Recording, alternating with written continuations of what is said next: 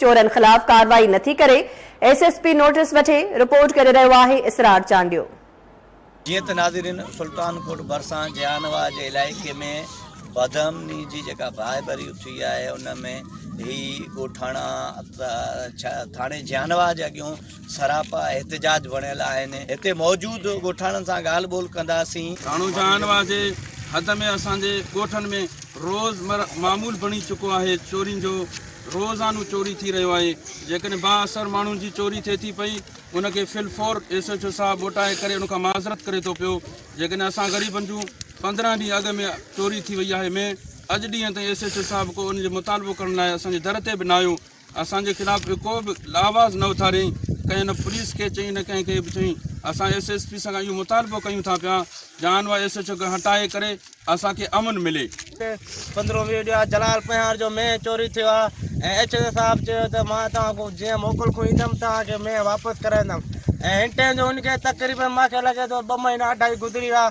हिन टाइम जो न एचओ साहब पाण ज़ाहिर आहे न ई असांजो को में मिलियो आहे। त जहानवा हद में मुंहिंजी चोरी थी वई में अॻ में एसएचओ साहब ॾे फ़ोन कईसीं त अॻ में इनकार कयईं त मुंहिंजी हद ई न आहे।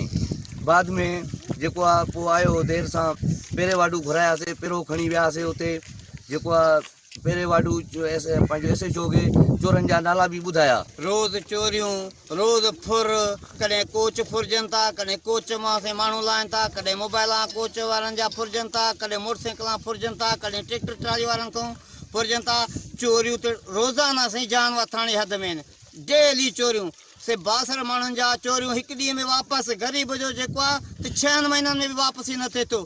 एसएसपी अलाए छा हिन एसएचओ में ॾिठो आहे जंहिंखे जहानवा थाणे ते बार बार वापसी थो रखराए। महिरबानी करे इन एसएचओ खे हटायो वञे। असांखे नओं एसएचओ खपे। अवां हिन ॻोठाणनि जूं ॻाल्हियूं ॿुधियूं।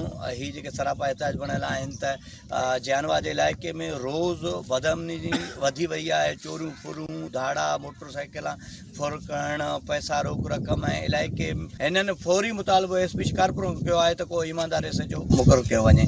इसरार अली चांडियो KTN न्यूज़ सुल्तान कोट। नाज़रीन अहम ख़बर बाबत तव्हांखे अपडेट कंदासीं त सुप्रीम कोर्ट में मॉडल टाउन साने केस जी ॿुधणी थी आहे।